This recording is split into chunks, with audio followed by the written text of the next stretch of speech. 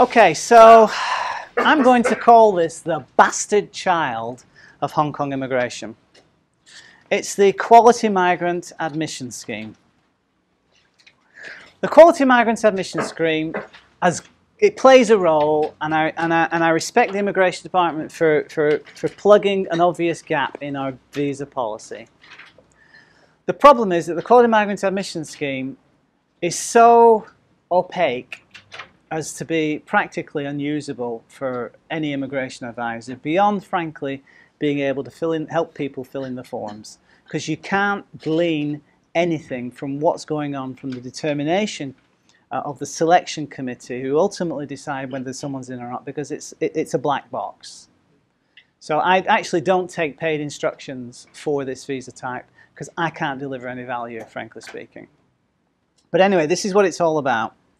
It's a program designed to attract top-notch talent to Hong Kong. It was first introduced in June 2006.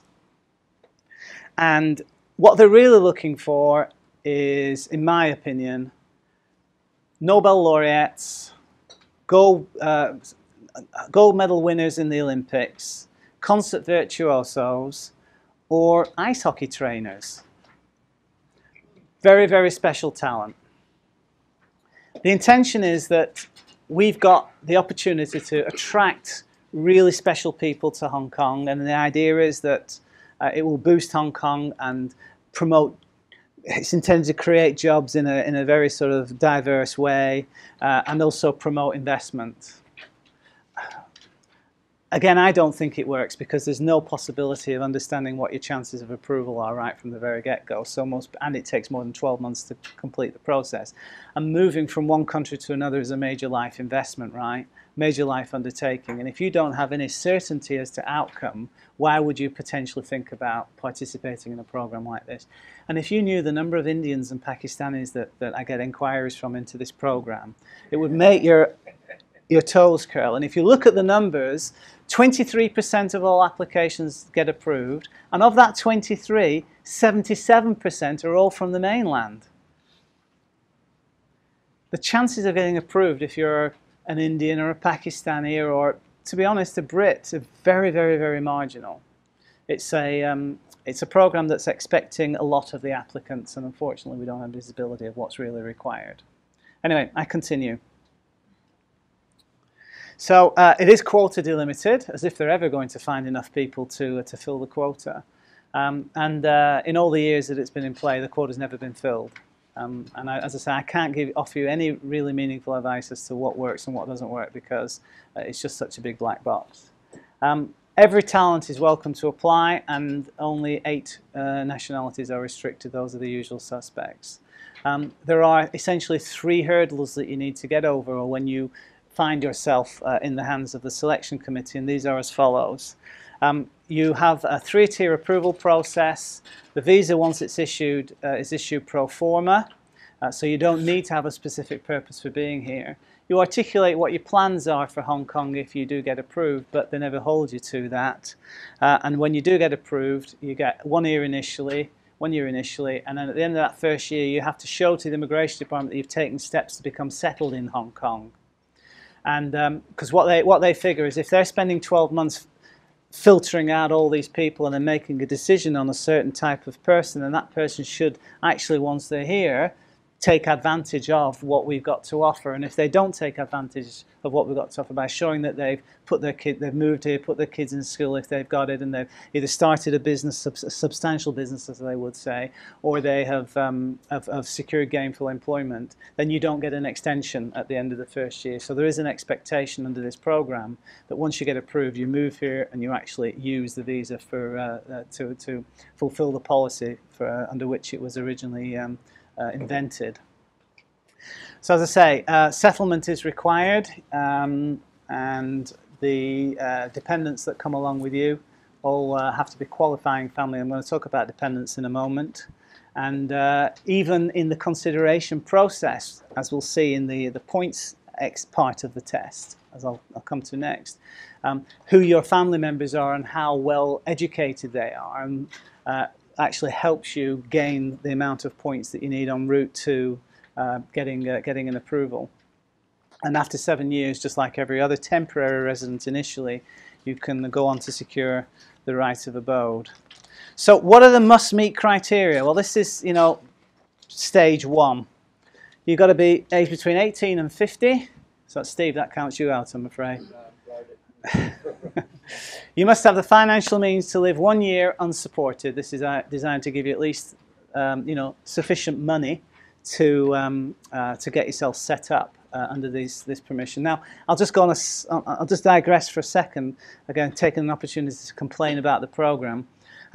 There are gazillions of applicants from India and Pakistan and other countries as well. I don't particularly just want to limit to those two nationalities. But they make these applications, and frankly, they don't stand a cat in hell's chance of ever getting approved.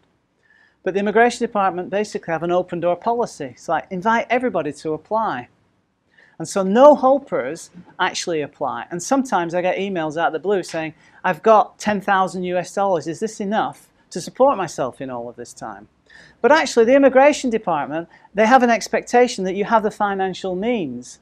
So what I think the Immigration Department should do to cut down the number of rubbish applicants is to say, well, all right, we want to have from you 100,000 Hong Kong dollars deposit, which is refundable on approval or on refusal, it doesn't matter. But we need to know that you've got the money in advance of making the application. And that would then cut down the numbers incredibly. But such a simple thing to do, but they don't do that.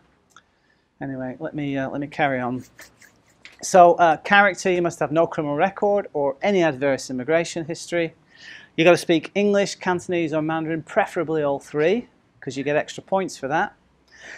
You must have a first degree as a minimum, or good technical qualifications, or professional abilities, experience, or achievement that's going to help you persuade the selection committee that you've got something really super special about you. So, okay, there are 2 points programs that you can qualify under. There's the general points test, and then there's what I call the slam dunk, which is the achievements-based test. In both instances, you have to have more than the must-meet criteria. You have to have the minimum 80 under the general points tests. And once you've got a minimum 80, you actually then get in the hunt for the consideration by the selection committee, but you're actually ranked against others in your peer group that have higher numbers, and then something happens that I have no idea about, and then they decide who gets in and who doesn't get in. But that's how the general points test works. The achievements-based test, which I'm going to talk about in a minute, is what I call, as I say, the slam dunk or the home run. And that if you've won a Nobel Prize, you're going to qualify under the achievements test. But so the general points test is academic professional qualifications. You get a credit for that. You get credit for achievements in any particular field. You get credit for working experience, family connections to Hong Kong, how qualified your spouse is, the number of kids that you've got, and how good you are at languages. I've got nothing more to say about it because I don't know what happens any further than that, frankly speaking. Okay, and then the achievements test is where you can get an absolute maximum of 165, and it gives you a home run. So effectively what you do, once you've got the achievements test in the bag, or you've got sufficient points under the general test, you're put into the approval pool, and then you're ranked by points in total.